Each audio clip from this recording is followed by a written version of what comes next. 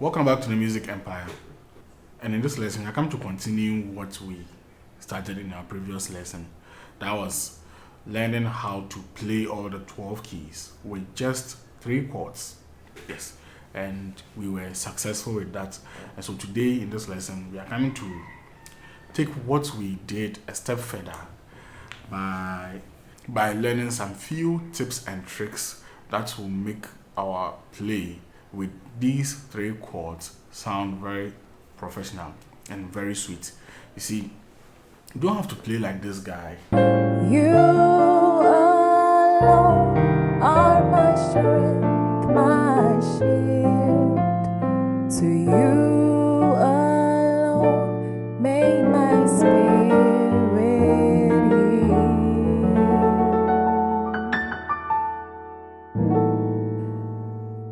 You alone. You don't have to play like this guy before you will feel like, oh, as for today, I played a song very well or something.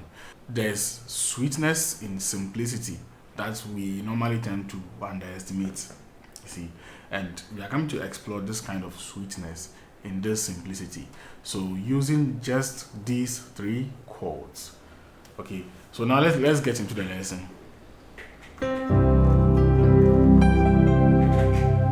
So the 3 chords now we are in the key of C. The 3 chords that we learned were the 1, the key of C, the 4, and the 5.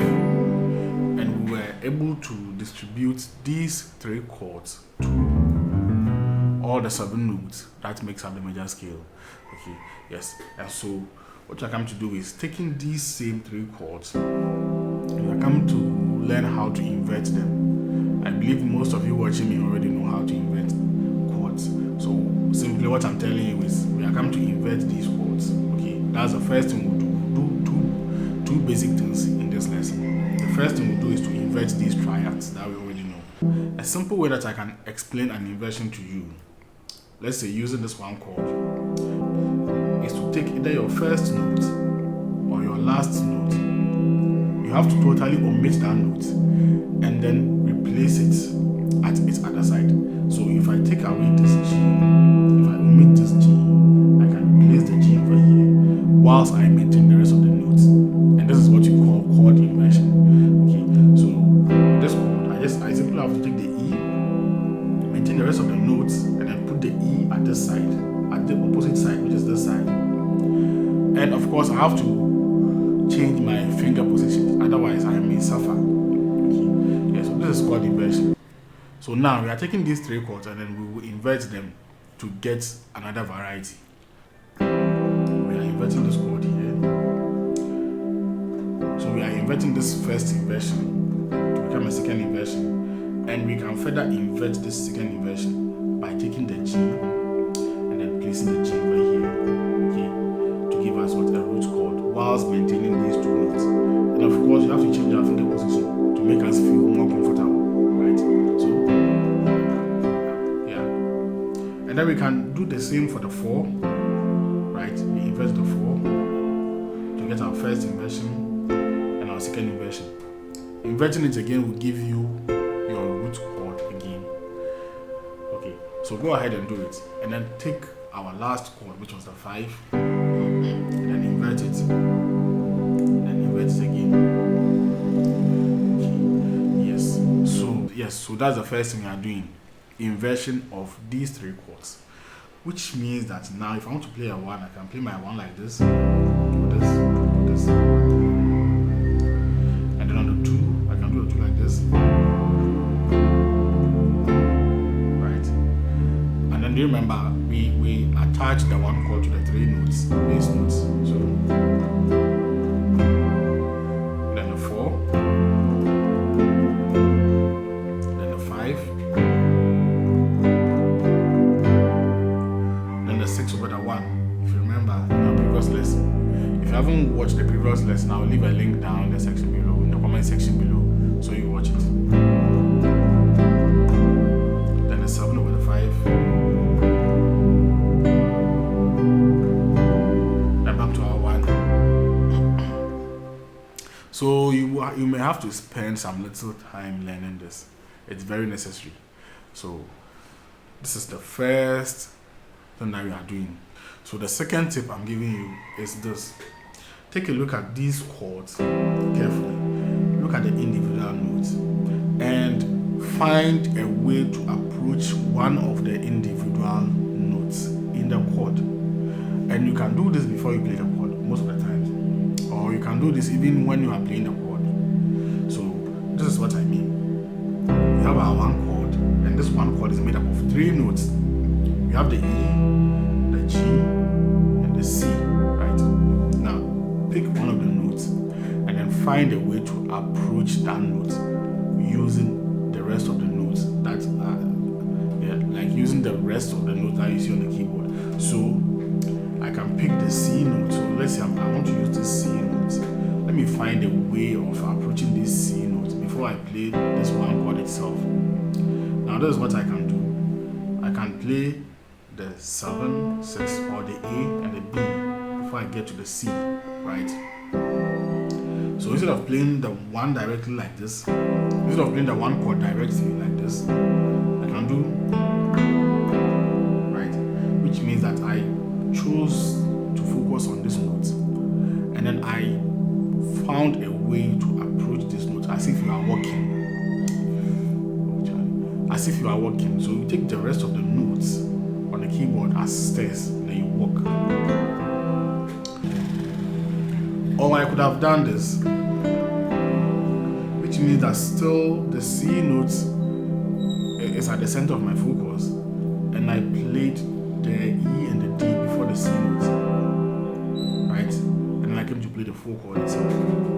Now, still looking at the same C note, I can choose to do, let's say, B and the D before the C. So it will sound like this.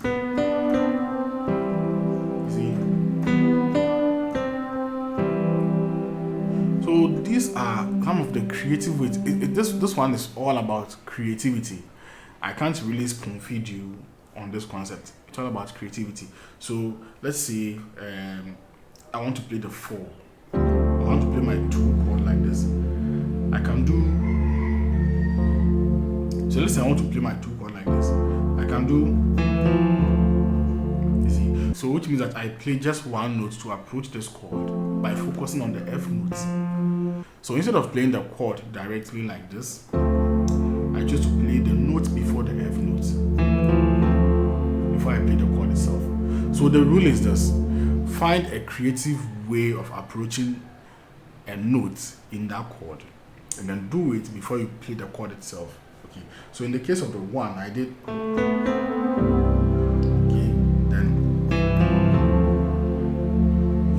And then on the 3, like this. You see, I have my 1 on the 3, right? So I can do. There's something I like doing a lot. I can do 7, 1, and then the 5. So which means that within this chord, this time I use the G notes as my focus. Okay. Yes. And now that we know about chord inversions, instead of playing this one, I can play this one, and I can pick this G note as the notes I want to be creative on, or I want to play some other notes to approach. So I can do this. So I can simply do, and this is very sweet. You don't need to play complex chords in order to do this. Just this triad. Okay. So what I did was to play the E and the F before the G. That's all. And then on the F, okay, and then on the 2 chord, I can do. Okay. So with these approaches, and then see on the 3, I can also do on the 4. So you see, it's all about creativity. If you sit down, you can come up with a lot on your own. And also, if you listen to songs a lot, you hear people doing these things. You can pick some from a lot of songs. I picked these small licks from a lot of foreign gospel songs. And when you sit down, you can do some on your own. So we are coming to do the same demonstration we did in the previous lesson over here as well, with these two things that we have learned, the inversions and this our new creative style of approaching the chord. Okay, so what we are coming to do is to put everything that we have talked about into the same song again, and as usual I'll play the melody and the progression first, then I'll continue with the concept that we have learned. So let's get started.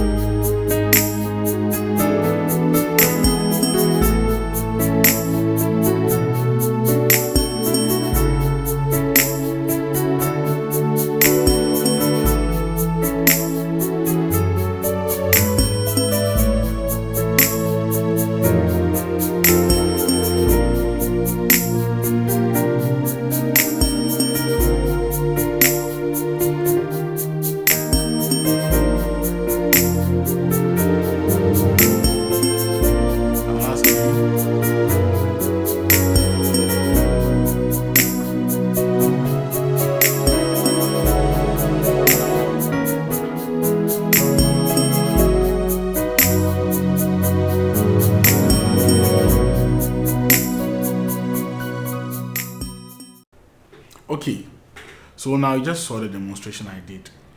It's a very simple song, but we made it very sweet with only triads. And then not with even all the triads, but with just 3 notes. Now what we did to the 3 notes is to invert them and be creative with some notes just before we play the actual chord.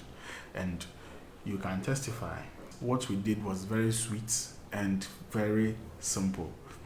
So sometimes some people feel just because they can't play these big chords and the rest on the piano, they feel like, oh, they can't do much exploit with what they know. You can really do a lot with what you know based on what I've done. You can do a lot with even the few trials that you know. Okay. So I hope this lesson helps you a lot, and just sit down and then expand on it more. Expand. This is creativity. There is no formula to it. So you have to sit down and then come up with your own, so that you can change your style of music with this very basic principle that I just shared with you.